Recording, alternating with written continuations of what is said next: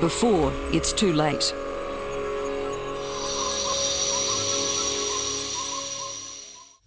Once upon a time, this entire island was covered in primary rainforest. But logging and mining has taken its toll. Not only on the forest, but the creatures that live here. This orangutan is a long way from home. She's another victim of what we call progress. A mining company wanted her forest, so they moved her out. She hasn't adjusted to her new surroundings at all well, and in desperation has come to this camp for food.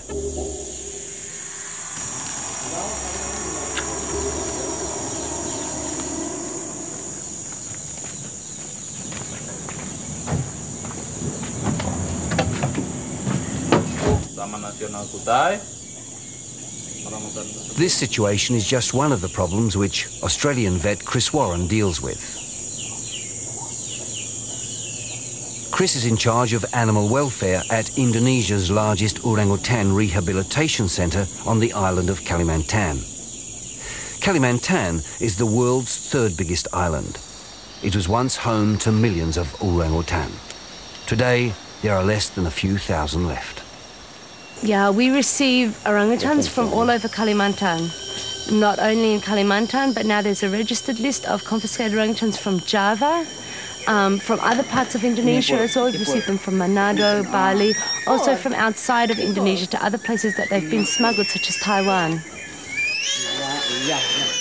One Reset was set up by the Indonesian government to help deal with the decimation of the orangutan. Here, rescued orangutans are housed in large cages before being released back into the wild. The orangutan project itself started when I came across a dying baby orangutan at the marketplace in Balikpapan. It was just appalling. So at night I came back, I took that little baby orangutan, so I got stuck with an illegally kept orangutan. First I thought I might end up with something like 7 orangutans. But once we started in the first year, already more than 20 orangutans showed up from just Samarinda and Balikpapan, and it became clear that the project was going to be a completely different scale.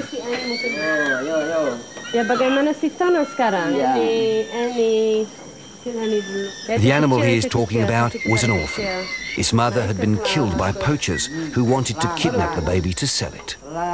The horrifying story is the same for all of these young orangutans. They are all orphaned, their mothers victims of the poachers' guns.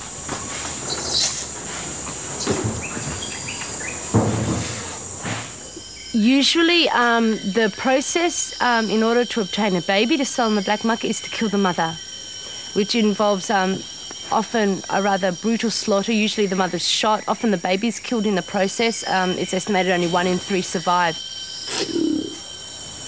Against the odds, they do survive, and the fortunate ones end up here before being rehabilitated and released back into the jungle.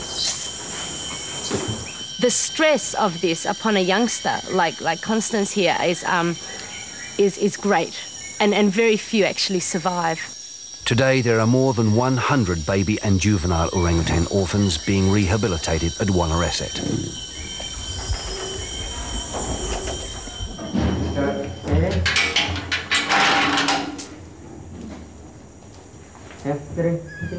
These young orangutans have been quarantined, but today they have been given a clean bill of health and a bath before joining the other youngsters.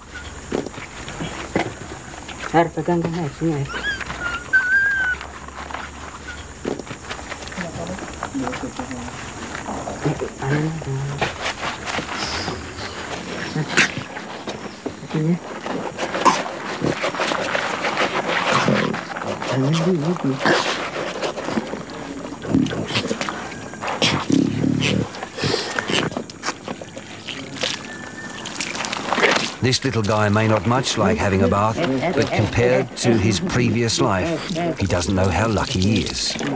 But these are the real lucky ones. This mother and baby have had little or no human contact. They live deep in the Kutai National Park rainforest. But they are under threat. What is left of the lowland forest is surrounded either by logging, mining or spreading rural development.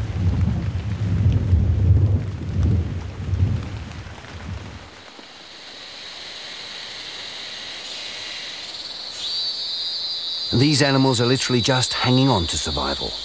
But there is a major plan to protect them and help keep them safe. The nagging question is, have we left it too late?